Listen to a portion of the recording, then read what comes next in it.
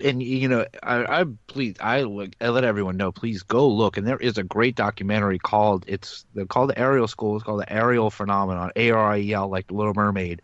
It's the name of the school, and you can see the videos of them now, and it's so cool. They look exactly. A lot of them look just like they did as little kids. So Yeah, I was it's kind gonna of cool. say it's one thing to see, when you see a photo of somebody when they were young and then later on and compare it, you can like, oh yeah, that's that person. Same thing with video, but hearing the voices, it's so trippy. Hearing like a Yeah. little kid's voice, and then now it's like this deep adult Seeing the way voice. that Like, oh my God. seeing the way they tell the story too, like comparing when they told the story when they're little kids to when they're telling the story when they're older, just the look on their face, the same level of seriousness.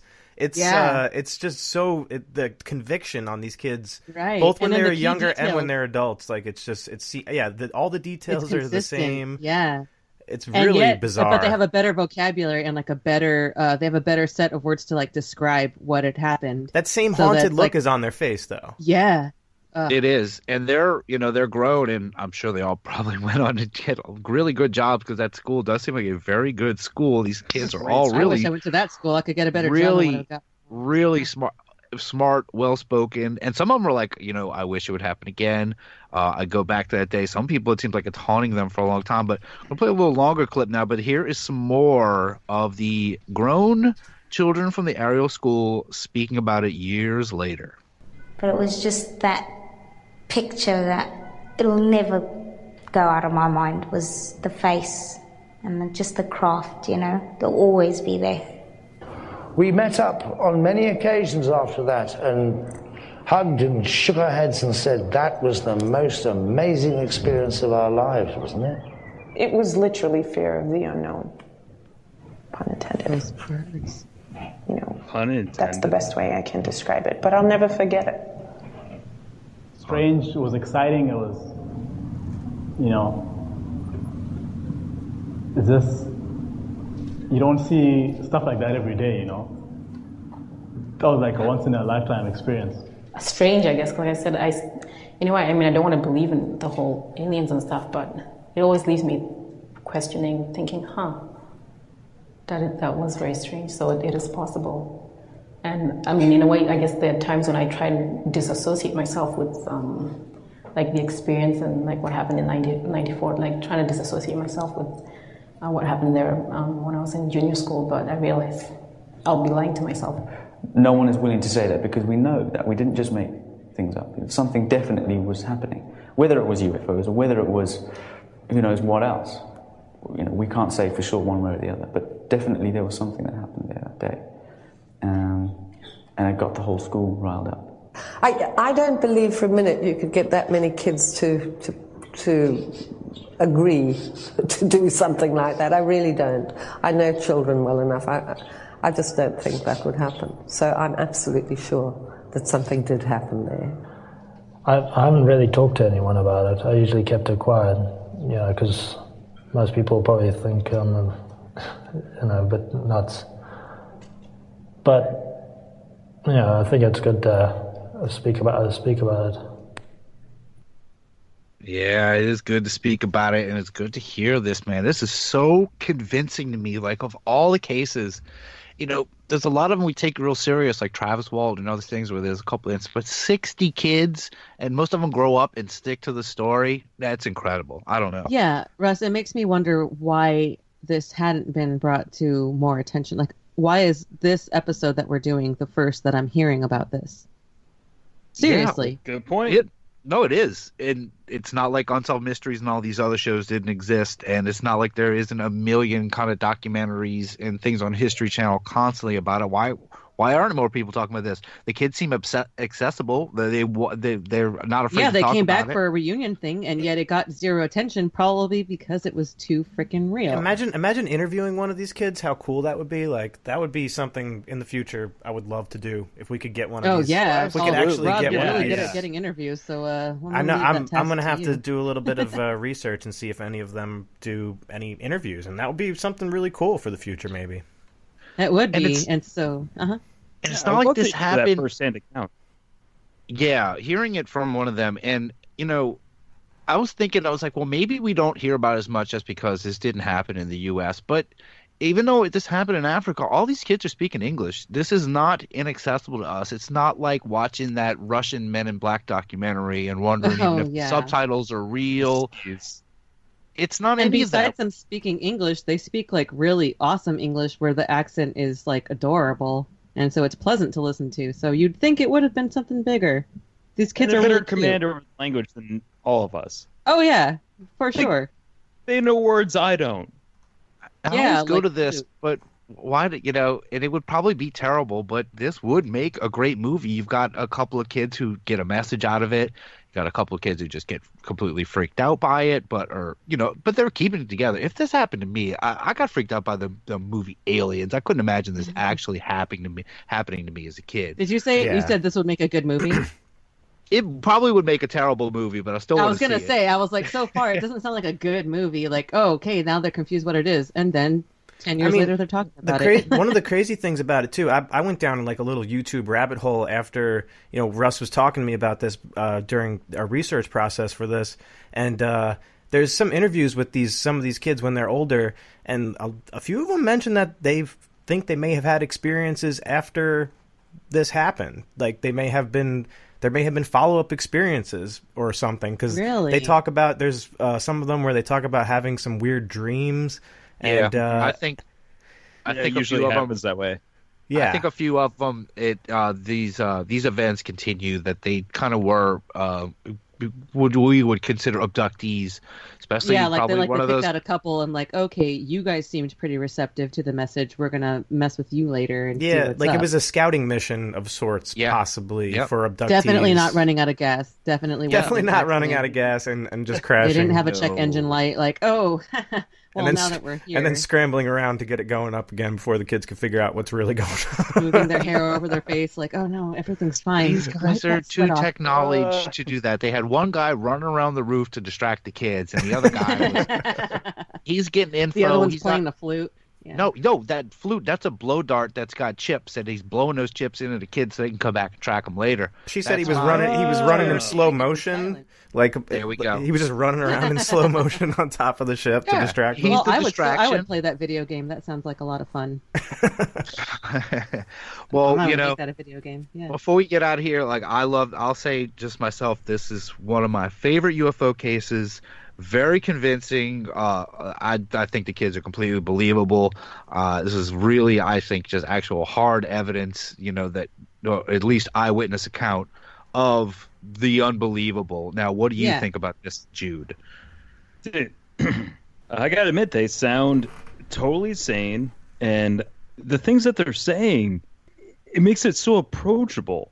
And, I mean, maybe it's because they're school children and like you don't expect school kids to lie, and like at least 65 of them that have been running up and doing this. Yeah, it's just like there's so many like compounding influences that make it seem like, I know kids. You can't get 65 kids to be awesome, like incredible actors about something that they didn't experience. Right. So that's why it vibes so true. And especially they're not really having too much of a frame of reference of what even this kind of story is. Like the one who said she didn't even know what UFOs were before this. What do you think, Dre? What do you come away from with this? Pretty much the same thing. I think that it's surprising that some kids didn't know what a UFO was, even given the level of technology that they have. But the fact that they've come with it with each their own little twist on it, that one may have noticed one detail and one didn't notice that detail, but that they still have the core details that they were all corroborating, and that if they were to be all in cahoots, then give all of these kids an Oscar. I believe them, Yeah. What about you, Rob? What do you think? I think I want to give you props for finding this. This was a great find on this story, Russ. I really enjoyed this one a lot, and I think these kids are for real, man. This story is legit and unexplainable, and like Jude was saying, trying to get 65 kids to do anything all at the same time is damn near impossible.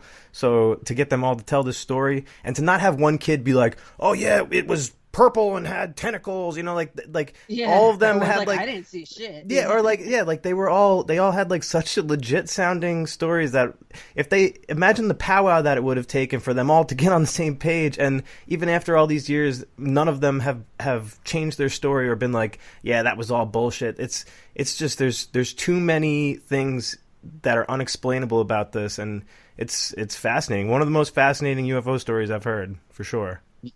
Yeah, I agree. And well, let's get out of here. But make sure y'all go check it out. It's called the Ariel School. There's a documentary called the Ariel Phenomenon. Like I said, Ariel like the Little Mermaid. Be creepy and remember it like that. So are we going to ask a question at all? What's a good poll question for this? What Andrea is made for polls. I think it could be as simple as, do you believe them, yes, no, or other? Because there's layers to this, and others could be beneficial to us really getting to the meat of the matter. Or are these kids telling the truth? Or are they making it up? What did the Ariel School kids see? Did they see actual aliens? Were they being pranked? Was it little Bob Zimbabwe's Marleys? Let us know. Go to unbelieverspodcast.com and answer that poll.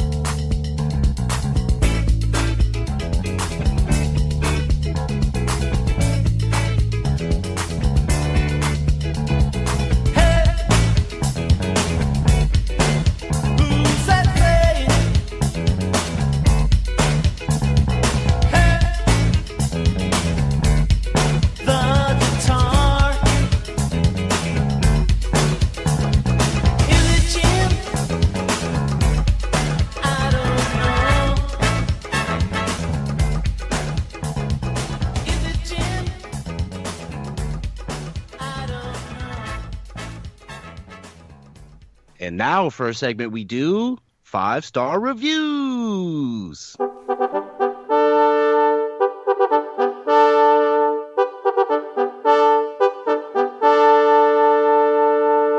Five-star reviews is the portion of the program where we read 5-star reviews culled from our Apple Podcast iTunes account, but we don't read them.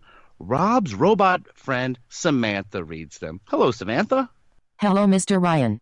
Mr. Ryan. Yeah, you like that, Dre? She's getting more polite, so yeah, that's an improvement. Cool. All right, well, it's time to read a few 5-star reviews, and our first 5-star review comes from Teflon Boogeyman, and the title of this review is Props and Balls in Bigfoot's D. I can't believe y'all are like 14 eps in. I think you really hit your stride with Elsa Good and David Thrillcock. Here's to getting better and braver. Oh, nice, wow. Thank you. Teflon. Yeah, I like David Thrillcock. Ooh, that's a good one. Yeah, it says we're hitting our stride. That's good. Okay, and thank you very much. And our second review today comes from Zontarks12, and let's just hear. This is a pretty remarkable, and the title of this one is I Believe in the Unbelievers. The Unbelievers has become one of my favorite podcasts. Of course, it doesn't hurt that they recently had me on as a guest. But before I came on, I listened to some of the archived programs just to make sure I wasn't getting into some sort of show hosted by middle schoolers who still think that flatulence jokes are funny. It turns out that The Unbelievers is a first-rate show with excellent hosts who do think flatulence jokes are funny. By the way, I had a great time on this podcast and I am really enjoying the archived shows as well. Do yourself a favor and listen to The Unbelievers, flatulence jokes and all. Oh, man, that was awesome. That's the nicest thing. Yeah, thank you, Zontarks12. Now, we've only done 3 interviews, and we don't actually know who this is. You guys think it's Christo, right? I'm pretty sure because when I googled Zontar, that's the thing from Venus and the movies that he likes, those Japanese movies. You don't think Tim Swartz might like those movies too? I think he this does, is from but Tim I mean, Swartz. it was even in the documentary where it showed. Remember, like the Godzilla type movies. So I don't know. It seemed pretty close to me. We'll never know. He said The Thing was his favorite movie. So I mean, hey, it could have been. We'll Tim, never know. Probably Christo. We'll just have to have them both back and find out. So our third review today comes from Secrets, and the title of this review is 94 Distortion. Listen to 94 Distortion, where you learn to unlearn every song you know. Oh, cool. Yeah. I haven't Hey, checked we'll that out. take it. Isn't that weird check- though? 94. 94. We were Yeah, talking check about out. year 1994 this year or this episode. Oh,